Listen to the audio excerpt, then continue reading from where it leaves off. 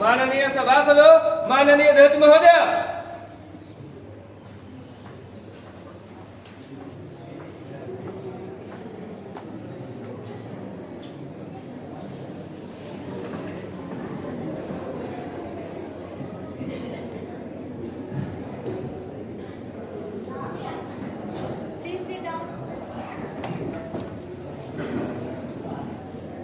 माननीय सदस्यगण, बाल संसद के इस शीतकालीन सत्र में आप सभी का हार्दिक स्वागत है। मैं उम्मीद करती हूँ कि यह सत्र सुव्यवस्थित, अनुशासित एवं देश की आशाओं पर खरा उतरेगा। इस संसद सत्र की कार्यवाही प्रारंभ होने से पूर्व बाल संसद के नवनिर्वाचित सदस्य शपथ ग्रहण अथवा प्रतिज्ञान करेंगे। महासचिव महोदया। श्री अमन मौर्य, जो उत्तर प्रदेश के चंदौली लोकसभा निर्वाचन क्षेत्र से निर्वाचित हुए हैं, शपथ ग्रहण करेंगे। श्री अमन मौर्य। भाषा में शपथ ग्रहण करना चाहेंगे। हिंदी भाषा में महोदया। मैं अमन मौर्य, जो बाल संसद की लोकसभा के सदस्य के रूप में निर्वाचित हुआ हूँ, ईश्वर की शपथ लेता हूँ कि विधि द्वारा स्थापित भारत के संविधान के प्रति श्रद्धा और निष्ठा रखूंगा, देश की संप्रभुता और एकता बनाए रखूंगा तथा जिस पद को ग्रहण करने वाला हूं उसके कर्तव्यों के प्रति श्रद्धा पूर्वक एवं शुद्ध अंतःकरण से निर्वहन करूंगा। धन्यवाद।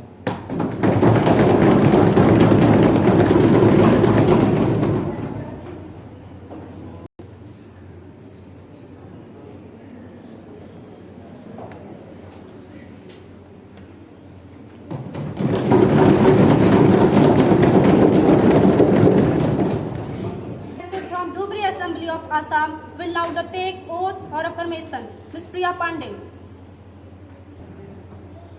Ma'am, in English. I, Priya Pandey, having been elected from Dhubri constituency of Assam, Bal Sansad Bhavan, do swear in the name of God that I will bear true faith and allegiance to the Constitution of India, as by law established, that I will uphold the sovereignty and integrity of India, and that I will faithfully discharge the duty upon which I am about to enter.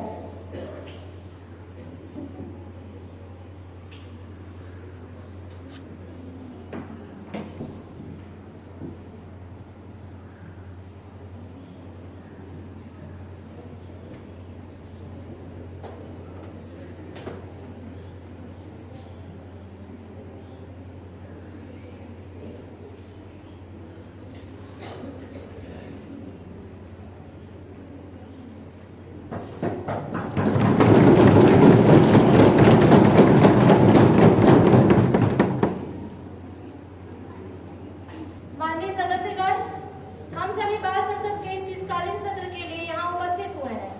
मुझे सूचित करते हुए दुख का अनुभव हो रहा है, परंतु हमारा यह कर्तव्य है कि हम स्वर्गीय डॉक्टर मनमोहन सिंह जी, पूर्व प्रधानमंत्री, जिनका 26 दिसंबर 2024 को दिल्ली के अखिल भारतीय आयुर्विज्ञान संस्थान में 92 वर्ष की आयु में निधन हो गया। डॉक्टर मनमोहन सिंह जी एक सफल अर्थशास्त्री व देश के प्रधानमंत्री के रूप में स्वयं एक प्रतिमान थे। उनका निधन देश के लिए एक अपूरणीय क्षति है।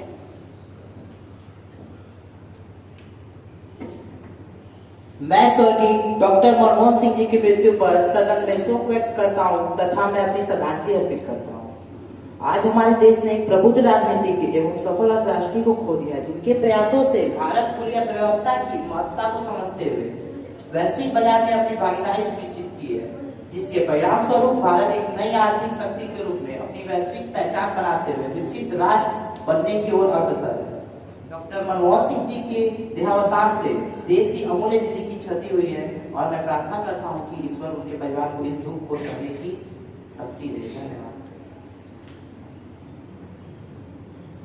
नेता प्रतिपक्ष।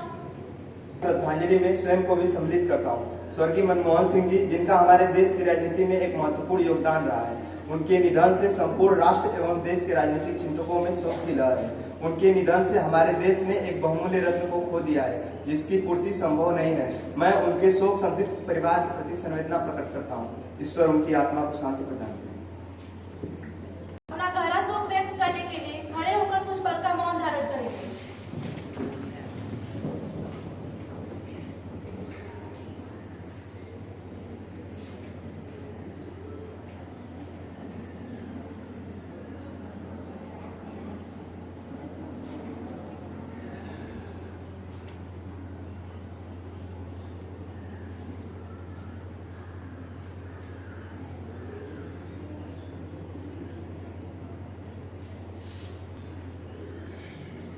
शांति शांति शांति।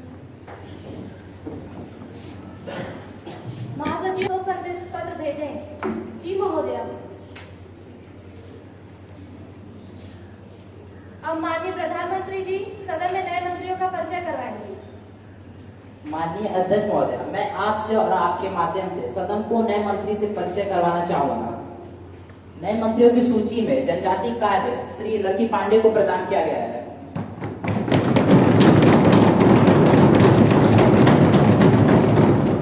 कपड़ा मंत्रालय सुश्री आसना को प्रदान किया गया है।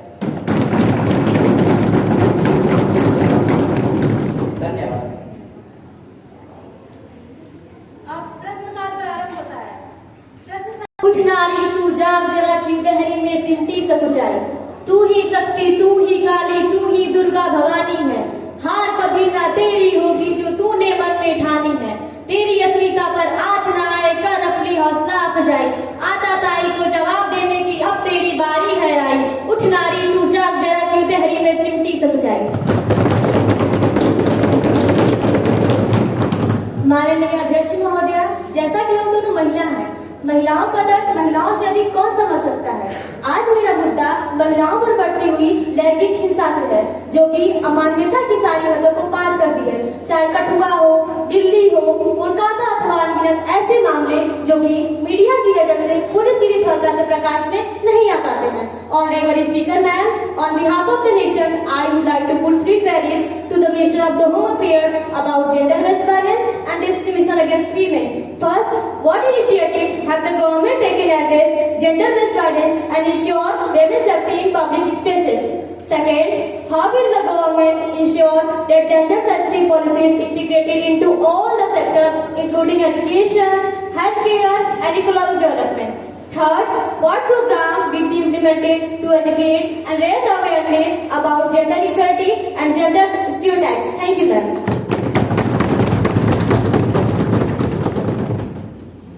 Minister of Home Affairs, please. Honorable, I am worried about safety of all women, but I am not afraid, and no woman should be frightened, ensuring women's safety in India. As the Home Minister of India, I would implement a comprehensive strategy to address gender-based violence and ensure the safety of women in public spaces. This strategy would encompass the following key components. Number 1, strengthening legal framework, amend existing laws, review and strengthen existing law like the Bharatiya Nyaya Sanhita, Protection of Women Against Sexual Harassment at Workplace Act and Domestic Violence Act to ensure stricter penalties for perpetrators and better protection for victims. Speaker ma'am, I would like to introduce new legislation. Consider introducing specific legislation to address emerging forms of gender-based violence such as cyberbullying and online harassment. Number 2, improving law enforcement response. Specialized units established in dedicated police units trained to handle cases of gender-based violence sensitively and efficiently. Prompt investigation of cases including forensic analysis and victim support system. Accountability of dealing police officers for any negligence or mishandling of cases.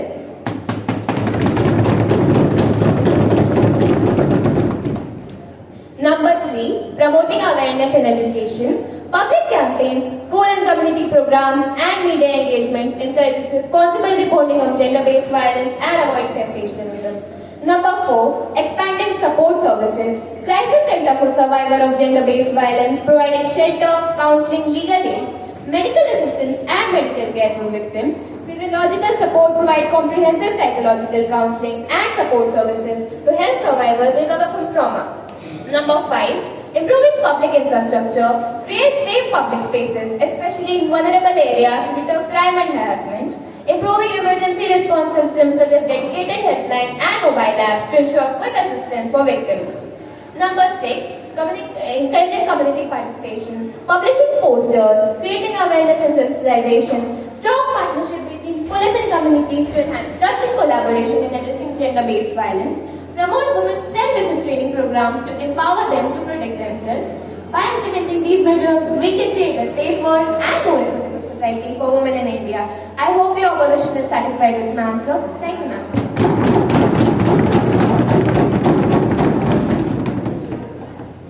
प्रश्न संख्या 102, सुश्री सोनाली मौर्य। माननीय अध्यक्ष महोदया, मेरा प्रश्न विदेश मंत्री जी से है कि बांग्लादेश में अल्पसंख्यकों पर हो रहे अमानवीय अत्याचार पे सरकार ने क्या कदम उठाए हैं? धन्यवाद।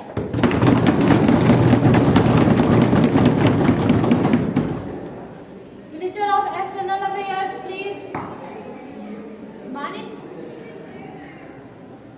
माननीय अध्यक्ष महोदया, मैं सदन को बताना चाहती हूँ कि सरकार ने न केवल बांग्लादेश बल्कि पाकिस्तान, अफगानिस्तान में भी सताए गए धार्मिक अल्पसंख्यक के लिए भारतीय नागरिकता संशोधन अधिनियम 2019 के माध्यम से भारतीय नागरिकता प्राप्त करने का प्रावधान किया है। लेकिन भारत सरकार का ये लक्ष्य है कि अल्पसंख्यक चाहे वह विश्व के किसी भी कोने में हो, वह निर्भीक होकर अपने निवास स्थान पर और अपने जन्म स्थान पर रह सके। भारत सरकार शांति, सुरक्षा और विकास के लिए लोगों की साझा आकांक्षाओं को पूरा करने के लिए बांग्लादेश के साथ अच्छे पड़ोसी की तरह साथ मिलकर काम करने के लिए प्रतिबद्ध है। धन्यवाद। Any supplementary questions? Yes, Mr. Sanghvi. माननीय अध्यक्ष महोदया, मैं आपके माध्यम से यह पूछना चाहता हूँ कि सरकार ने राष्ट्रीय संगठनों को इस मामले में दखल देने का क्या प्रयास करना है?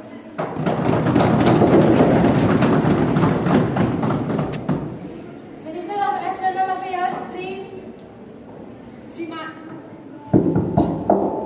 श्रीमान जी, भारत में संयुक्त राष्ट्र मानवाधिकार संगठन में बांग्लादेश संगठन को भी बांग्लादेश में होने वाले अत्याचार के प्रति आगाह किया गया है एवं भारत सरकार द्वारा यूरोपीय यूनियन व संयुक्त राज्य अमेरिका से भी इस विषय पर बात हुई है।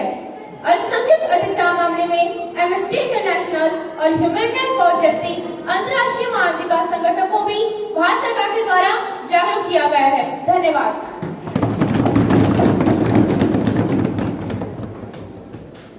Question number 103, Ms. Amnia Singh.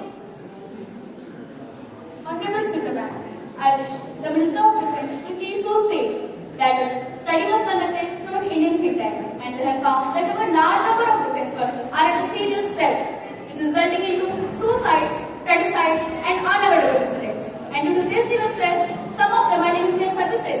If so, what our government is doing? And if they are doing something, then give us a report of the defence person who have left their services due to this sickness in the last 3 years. And what steps are being taken by the government to reduce stress in the serving defence forces? And my last question, what better facilities and venues are government ensuring to the serving defence person? That's all. Please give. Thank you, ma'am.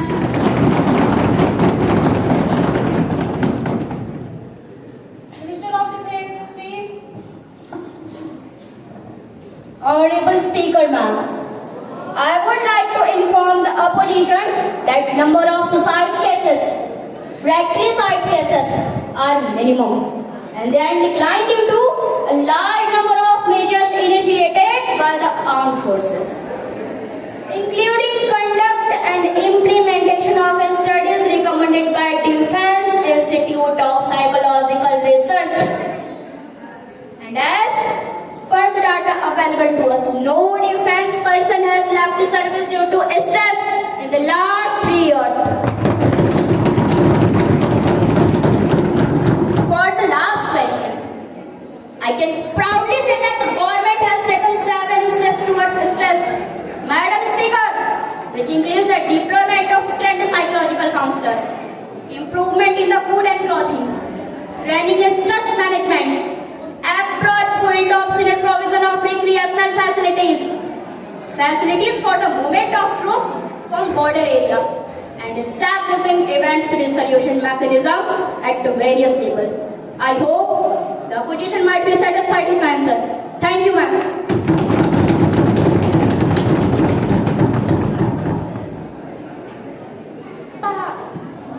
माननीय अध्यक्ष महोदया, हम सभी जानते हैं कि शिक्षा हमारे लिए कितनी महत्वपूर्ण है। देश में शिक्षा में आधुनिकता का प्रयोग करके शिक्षा को अधिक सुग्राह्य बनाया जा सकता है।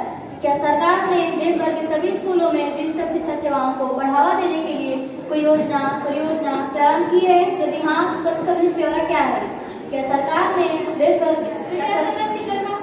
क्या सरकार ने डिजिटल शिक्षा सेवाओं को बढ़ाने के लिए कोई संवर्धन जागरूकता संबंधित अभियान चलाया है? यदि हाँ, तो संबंधित ब्यौरा क्या है?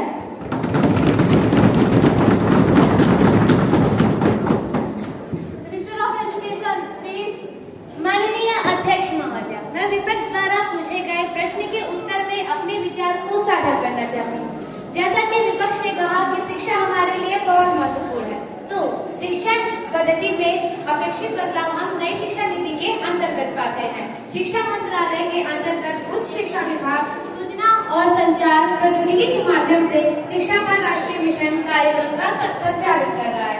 इस कार्यक्रम का उद्देश्य देश के सभी शिक्षार्थियों को सर्वोत्तम गुणवत्ता वाली पाठ्य सामग्री निःशुल्क उपलब्ध करवाना है।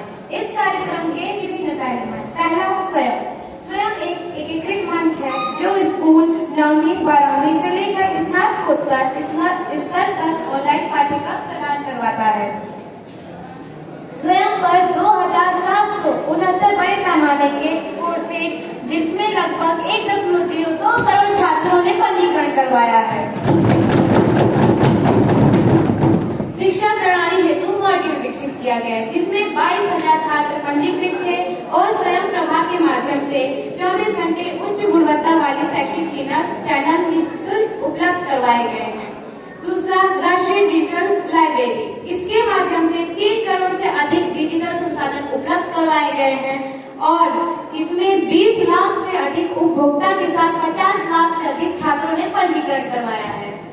तीसरा, स्पोकन ट्यूटोरियल। सभी 22 भाषाओं में बिना शिक्षक की उपस्थिति के पाठ्यक्रम को प्रभावी रूप से संचालित करने के लिए डिजाइन किया गया है। चौथा, शिक्षा के लिए मुफ्त सॉफ्टवेयर। ये शिक्षण सामग्री जैसे कि स्पोकन ट्यूटोरियल, डॉक्यूमेंटेशन, जागरूकता कार्यक्रम एवं कॉन्फ्रेंस, ट्रेनिंग, वर्कशॉप एवं इंटर्नशिप के माध्यम से किया जाता है, जिसमें अभी तक 2000 कॉलेज ने पंजीकरण करवाया है। पांचवा, वर्चुअल लैब। इस प्रोजेक्ट के अंतर्गत 1800 से अधिक प्रयोगशालाएं और 225 से अधिक प्रयोग करवाए गए हैं, जो कि 15 लाख से अधिक छात्रों को लाभ प्रदान करवाती है। पांचवा, सीबीएसई द्वारा सारांश पोर्टल लागू किया गया है, जो कि स्कूलों के शिक्षकों और माता पिता को एक दूसरे के करीब लाता है, ताकि वे छात्र की प्रगति पर निगरानी कर सके। धन्यवाद।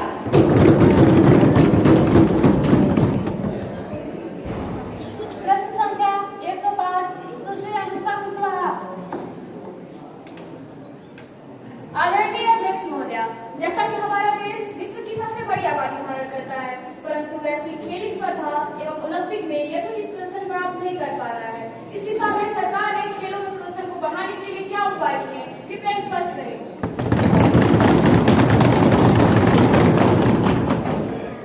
Minister of youth affairs and sports, please. माननीय अध्यक्ष महोदया, आज सच है कि आबादी के अनुपात में कुछ एक खेलों को छोड़कर वैश्विक खेल प्रदर्शनों में यथेष्ट प्रदर्शन नहीं कर पा रहे, लेकिन सरकार इस दिशा में कार्य कर रही है। ओलंपिक प्रदर्शन बढ़ाने के लिए भारत ने कई प्रयास किए हैं। रिलायंस फाउंडेशन ने भारतीय ओलंपिक संघ के साथ मिलकर के पेरिस ओलंपिक खेल में देश का पहला कंट्री हाउस बनाया है। इसके अलावा भारतीय एथलीट को विश्व स्तरीय प्रशिक्षण और सुविधाएं प्रदान करने के लिए कई कार्यक्रम शुरू किए गए हैं। ओलंपिक में प्रदर्शन बढ़ाने के लिए निम्नलिखित कदम उठाए जाएंगे। पहला, नई शिक्षा नीति के माध्यम से स्कूली बुनियादी खेल ढांचे को सुधारा जाएगा। साथ ही साथ खेल प्रशिक्षकों की व्यवस्था की जाएगी, जिससे देश का बच्चा खेल के प्रति अपनी रुचि विकसित कर सके। दूसरा, खेलो इंडिया एवं फिट इंडिया के माध्यम से खेलों के प्रति रुझान को बढ़ाया जा रहा है और इन कार्यक्रमों को और अधिक तीव्रता से चलाया जाएगा। धन्यवाद।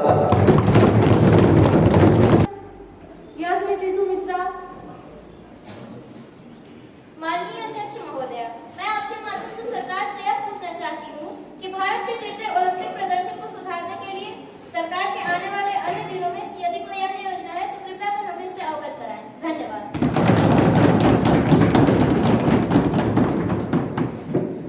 Minister of youth affairs and sports, please. माननीय अध्यक्ष महोदय, मैं आपको और आपके माध्यम से विपक्ष को बताना चाहता हूं कि भारत के गिरते ओलंपिक प्रदर्शन को सुधारने के लिए अनेकों कदम उठाए जाएंगे। पहला, विश्व स्तरीय खेल सुविधाओं का निर्माण और रखरखाव। दूसरा, विशेषज्ञ कोचों और प्रशिक्षकों की नियुक्ति और उनके प्रशिक्षण में निवेश। तीसरा, विभिन्न खेलों में भागीदारी बढ़ाने के लिए प्रयास करना। चौथा, युवा खिलाड़ियों के लिए विकास कार्यक्रम शुरू करना। पांचवा, खेल मंत्रालय और सरकारी संस्थाओं द्वारा खिलाड़ियों को संसाधन और समर्थन प्राप्त करना। छठा, निजी क्षेत्र की भागीदारी और प्रायोजन को बढ़ावा देना। इन कदमों को उठाकर भारत अपने वैश्विक खेल प्रदर्शन में अवश्य सुधार करेगा। धन्यवाद।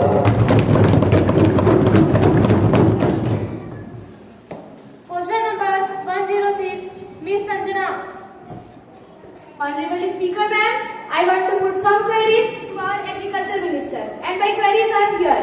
First, what initiatives has the agriculture ministry taken to increase crop yields and improve agriculture productivity in the country? Second, how does the ministry plan to address the issue of farmer suicides and provide support to distressed farmers? And my last question, how will the ministry ensure the effective implementation of the minimum support price for the farmers? Honorable Speaker ma'am, I wish the Minister of Agriculture be pleased to state that. Thank you ma'am. Honorable Speaker ma'am, I want to say Ministry of Agriculture have launched several schemes for farmers to provide support to improve productivity and to resolve all issues.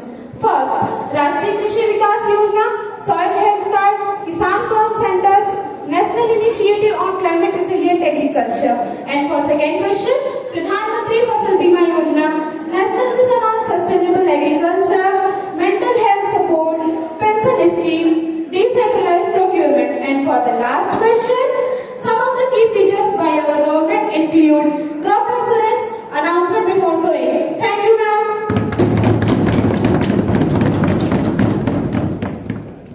प्रश्न संख्या 107 सुश्री रिया पटेल। माननीय अध्यक्ष महोदया, मैं आपके माध्यम से वित्त मंत्री जी से प्रश्न करना चाहूंगी कि वित्तीय समावेशन रोजगार सृजन के लिए एवं आर्थिक विकास को बढ़ावा देने के लिए वर्तमान में सरकार ने क्या क्या प्रयास किए हैं, कृपया स्पष्ट करें।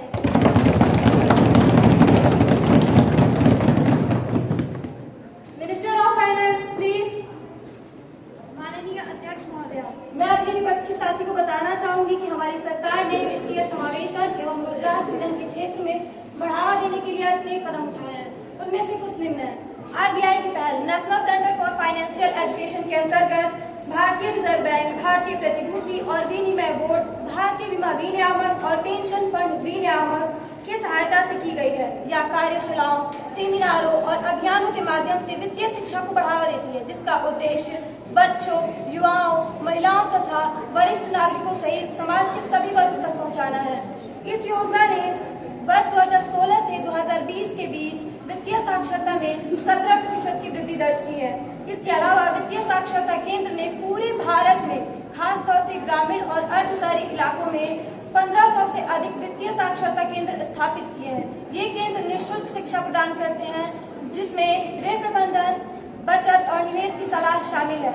इसके अलावा आरबीआई प्रत्येक वर्ष वित्तीय साक्षरता सप्ताह का आयोजन करती है। भारतीय सरकार द्वारा वित्तीय समावेशन योजना है। पहला, प्रधानमंत्री जन धन योजना, दूसरा अटल पेंशन योजना, तीसरा प्रधानमंत्री जीवन ज्योति बीमा योजना, चौथा प्रधानमंत्री सुरक्षा बीमा योजना, पांचवा स्कूल पाठ्यक्रम एकीकरण। इसके अलावा अब हम बात करने जा रहे हैं वित्तीय समावेशन को बढ़ावा देना। वित्तीय सेवाओं तक पहुंच में सुधार करना प्राथमिकता बनी हुई है। प्रधानमंत्री जन धन योजना और माइक्रो फाइनेंस को बढ़ावा देने जैसी पहल से वंचित समुदायों को आवश्यक बैंकिंग सेवाएं प्रदान करती है, साथ ही वित्तीय समावेशन को और साक्षरता को भी बढ़ावा देती है। धन्यवाद महोदय।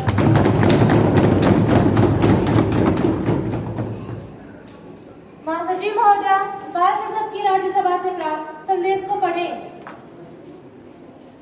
अध्यक्ष महोदया, मुझे बाल संसद की राज्यसभा के महासचिव द्वारा प्राप्त निम्नलिखित संदेश की सूचना देनी है।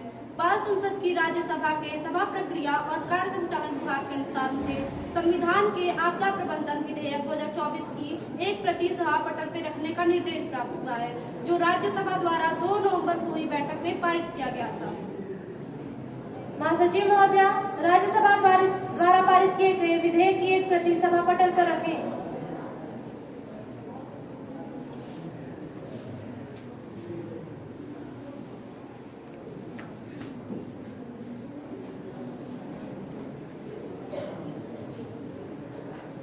अब शून्यकाल प्रारंभ होता है।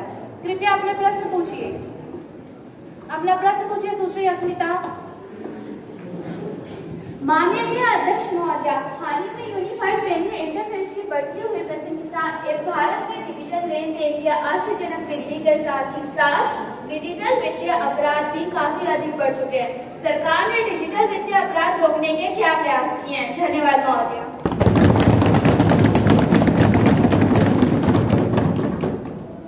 सूचना तकनीक एवं प्रसारण मंत्री प्रश्न का जवाब दें।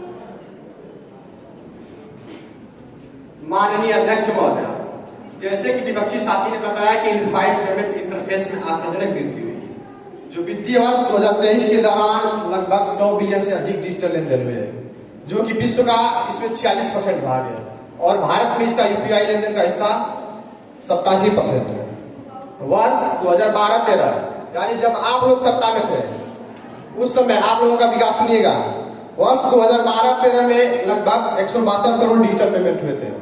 अब वर्ष 2023-24 जिस समय हमारी सरकार सत्ता में है, थोड़ा आंकड़ा सुनेंगे तो आपके पैरों तले जमीन खिसक जाएगी। वर्ष 2023-24 में फरवरी माह तक की संख्या 14,726 करोड़ हो गई।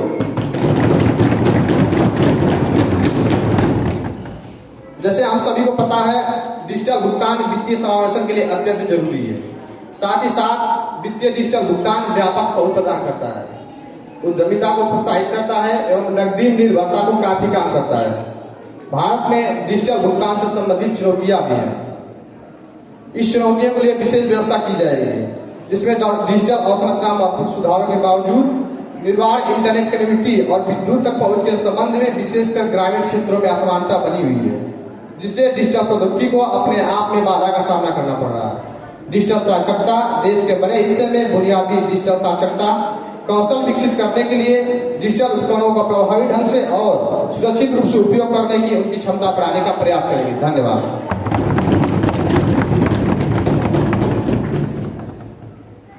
अब सदन में विशेषाधिकार हनन प्रस्ताव सुश्री अंकिता मौर्य के द्वारा प्रस्तुत किया जाएगा।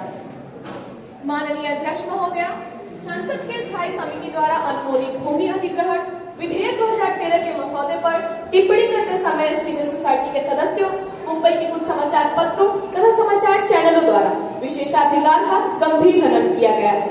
ये पूरे राजनीतिक वर्ग तथा संसद के सभी सम्मानीय सदस्यों की ईमानदारी के बारे में अपना संदेह व्यक्त करता है। अतः मैं आपसे अनुरोध करती हूँ, मुझे इस मामले पर प्रश्न करने की अनुमति दी जाए। सुश्री अंकिता मौर्य, क्या आपने पहले इसकी सूचना दी है? यदि आप संचार पत्र की कटिंग मीडिया हाउस और सिविल सोसाइटी के सदस्य द्वारा दिए गए बयान की एक प्रति के साथ उचित नोटिस दे सकती हैं तो मैं इस पर विचार करूंगी। आप मुझ पर इस तरह आश्चर्य नहीं कर सकते। महोदया, मैंने पूर्वाह्न 10:30 पर इसकी सूचना पहले ही दे दी। जब यह मेरे पास आएगी तो इसकी जांच की जाएगी। मैं इस पर विचार करूंगी और आपको अपना निर्णय सुनाऊंगी। धन्यवाद महोदया।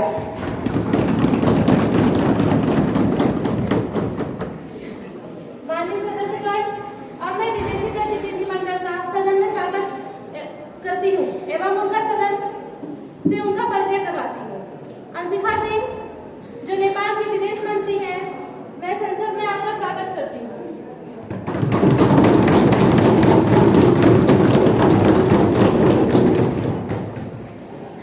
श्री अबू हुरैरा, सऊदी अरब के विदेश मंत्री हैं, मैं भारतीय संसद में आपका स्वागत करती हूँ।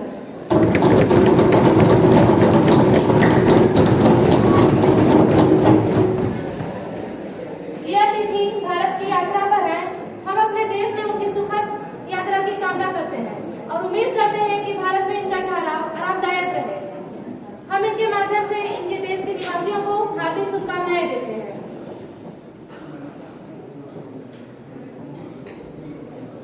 अब हम ध्यान आकर्षण प्रस्ताव पर चर्चा करेंगे।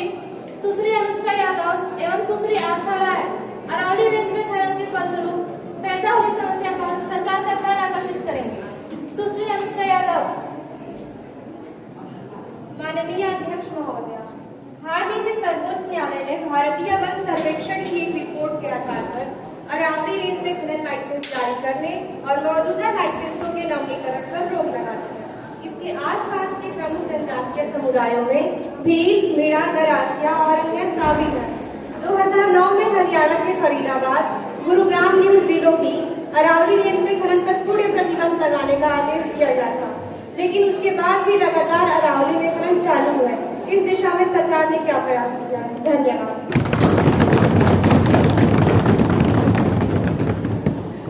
सुश्री आस्था राय। माननीय अध्यक्ष महोदया, सरकारी नीतियों का क्रियान्वयन न होने के कारण अरावली पारिस्थितिक तंत्र प्रायः नष्ट हो चुका है, जिसमें तेंदुए, लकड़बग्घा और विभिन्न पक्षी प्रजातियां एवं वन्य जीव स्थापित हो रहे हैं। इससे खाद्य श्रृंखला और पारिस्थितिक संतुलन बाधित होता है। राजस्थान के संवेदनशील क्षेत्रों में खनन के कारण गंभीर रूप से लुप्त प्राय प्रजाति ग्रेट इंडियन बस्टर्ड के वास स्थान के लिए भी जोखिम उत्पन्न हो रहा है। Centre for science and environment के एक अध्ययन से पता चला है कि 2001 से 2016 के बीच हरियाणा के अरावली वन क्षेत्र में 37% से कमी आई है। इसका मुख्य कारण संभवतः खनन गतिविधियां हैं। खनन गतिविधियों को रोकने के लिए सरकार ने क्या प्रयास किया है? धन्यवाद।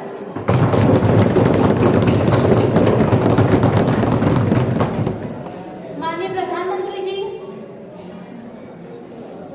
माननीय अध्यक्ष महोदय, मैं अपने साथियों को बताना चाहूंगा कि अरावली रेंज के लिए सख्त नियम बनाने तथा उन्हें प्रभावी ढंग से लागू करने से निश्चित रूप से पर्यावरणीय क्षति को कम करने में सहायता मिलेगी। अध्यक्ष महोदय, मैं अपने साथी को सरकार द्वारा शुरू किए गए कुछ कार्यक्रमों से अवगत कराना चाहूंगा, जैसे राष्ट्रीय स्वच्छ वायु कार्यक्रम। इसके अंतर्गत उद्योगों से धूल उत्सर्जन पर सख्त कार्रवाई की जाएगी। आसपास के क्षेत्र खनन में पर्यावरणीय प्रभाव को कम करने के लिए ग्रीन वॉल और ग्रीन बफर जैसे अभिनव समाधानों का उपयोग किया जाएगा। दीर्घकालिक परिस्थितिक क्षति को कम करने के लिए खनन क्षेत्र का पुनरुत्थान कराया जाना आवश्यक है। सरकार को अस्थायी क्षेत्र में वैकल्पिक आजीविका के अवसर उत्पन्न कर खनन पर निर्भर समुदायों को सहायता करने के लिए विशेष नीतियां बनाई जाएगी। हरियाणा में पंजाब भूमि संरक्षण अधिनियम के तहत जारी विशेष आदेशों के अंतर्गत आने वाली सभी भूमि को वन क्षेत्र माना जाएगा तथा यह भूमि 1980 के वन संरक्षण अधिनियम के तहत संरक्षण के हकदार होगी। धन्यवाद।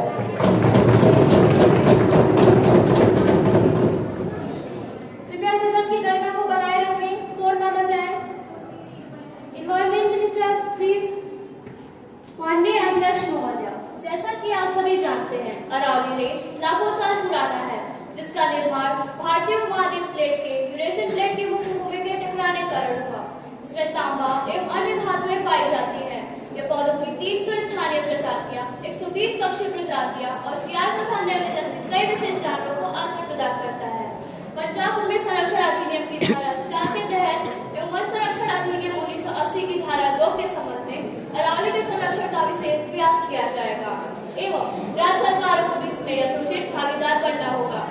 हरियाणा में अरावली तथा शिवालिक में लगभग 30,000 हेक्टेयर वन भूमि का संरक्षण किया जाएगा। इस प्रकार अरावली के संरक्षण का प्रयास के राज्य सरकारों की भागीदारी द्वारा सुनिश्चित किया जाएगा। किसी भूमि को वन संरक्षण अधिनियम की धारा 2 के अंतर्गत शामिल करने के बाद पंजाब भूमि संरक्षण अधिनियम की धारा 4 के अंतर्गत विशेष आदेश जारी हो या नहीं, वो वन भूमि मानी जाएगी। भारत के भौगोलिक विविधता को आकार देने में अरावली पर्वत श्रृंखला का महत्वपूर्ण स्थान है। इसके संरक्षण का सरकार द्वारा सभी प्रयास किया जाएगा। धन्यवाद महोदय।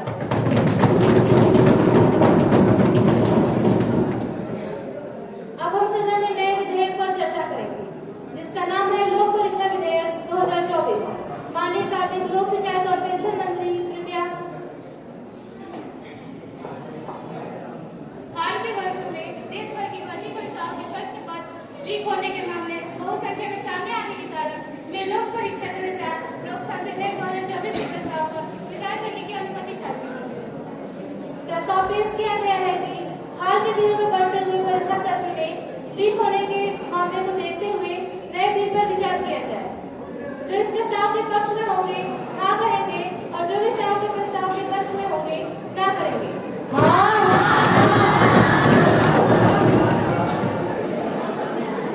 मेरा विचार है हाँ कब होगा, हाँ कब होगा, हाँ कब होगा। प्रस्ताव स्वीकार कर लिया जाता है। कार्मिक, लोक शिकायत और पेंशन मंत्री कृपया। माननीय अध्यक्ष महोदय, मुझे विश्वास है कि संसद के सभी माननीय सदस्य दलीय मतभेदों को भुला करके फिर से इस नए विधेयक का स्वागत करेंगे। जैसे कि पिछले 5 वर्षों के दौरान 16 राज्यों में पेपर लीक की कम से कम 48 घटनाएं हुई हैं, जिससे सरकारी नौकरियों की प्रक्रिया बाधित हुई है।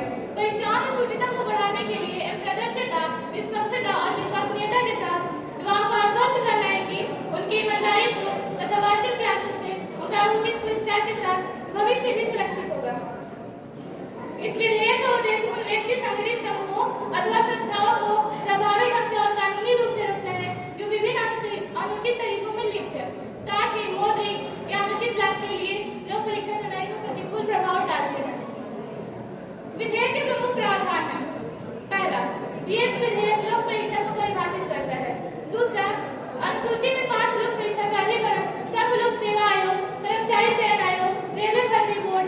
शहरी ग्रामीण चयन संस्थान राष्ट्रीय प्रशिक्षण एजेंसी की सूची है। तीसरा, विधेयक की धारा 9 में कहा गया है कि सभी अपराध संज्ञेय, गैर जमानती और गैर समन योग्य होंगे। चौथा, अनुचित साधनों और अपराधों का सहारा लेने वाले किसी भी व्यक्ति या व्यक्तियों के लिए 3 से 5 वर्ष का कारावास और 10 लाख रुपए तक का जुर्माना हो सकता है। यदि दोषी जुर्माना देने में विफल रहता है तो भारतीय न्याय संहिता 2023 के प्रावधान के अनुसार अतिरिक्त सजा दी जाएगी। पांचवा, परीक्षाओं के संचालन के लिए सार्वजनिक परीक्षा प्राधिकरण द्वारा नियुक्त सेवा पर्यवेक्षक के 1 करोड़ रुपए तक के जुर्माने के साथ दंडित किया जा सकता है। यदि सेवा पर्यवेक्षक अवैध गतिविधियों में शामिल है तो परीक्षाओं की अनुपातिक लागत भी उससे वसूल की जाएगी। छठा, विधेयक में कहा गया है कि प्रस्तावित कानून के तहत अपराधों की जांच पुलिस अध्यक्ष या सहायक पुलिस आयुक्त स्तरीय के नीचे के अधिकारियों द्वारा नहीं की जाएगी।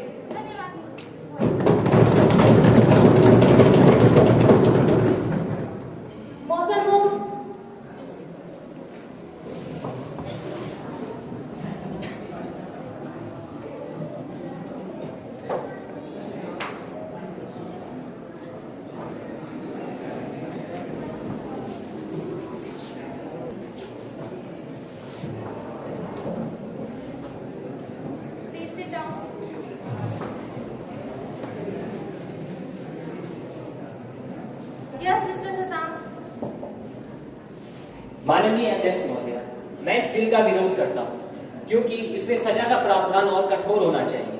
धन्यवाद महोदय।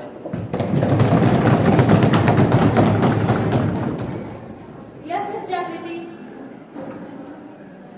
माननीय अध्यक्ष महोदय, मैं भी इस बिल का विरोध करती हूँ क्योंकि इस बिल का उद्देश्य राज्यों के लिए इसे अंगीकरण के लिए एक मॉडल के रूप में प्रदर्शित करना है, किंतु राज्य सरकारों को दिए गए विवेकाधिकार से विभिन्न राज्यों में इसके कार्यान्वयन में भिन्नता होगी, जिससे सार्वजनिक परीक्षाओं के अंतिम साधनों के उपयोग को रोकने में कानून का प्रभाव कमजोर होगा। धन्यवाद महोदय।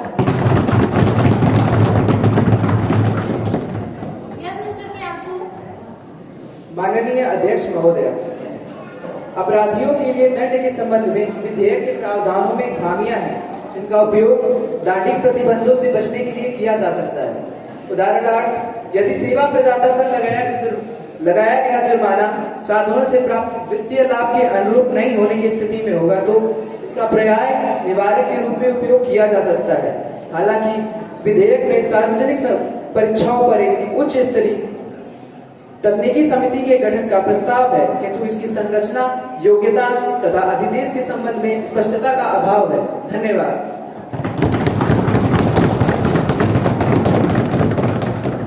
माननीय प्रधानमंत्री जी।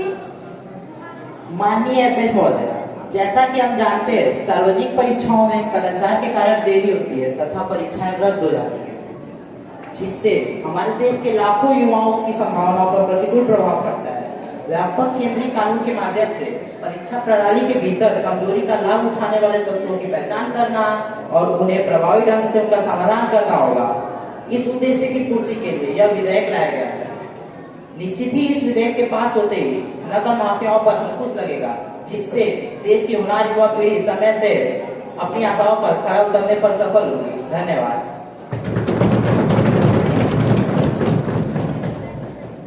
माननीय अध्यक्ष महोदय, यह बिल देश के युवाओं के भविष्य के लिए एक मील का पत्थर साबित होगा, अतः मैं इस बिल का पूर्ण समर्थन करती हूँ। धन्यवाद। महोदया, मैं भी इस बिल का समर्थन करता हूँ।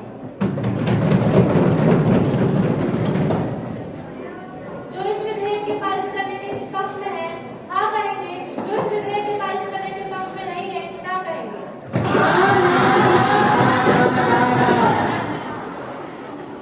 मेरा विचार है हाँ का बहुमत, हाँ का बहुमत, हाँ का बहुमत। विधेयक पारित किया जाता है। अब सदन की कार्यवाही कल पूर्वाह्न 11 बजे तक के लिए स्थगित की जाती है।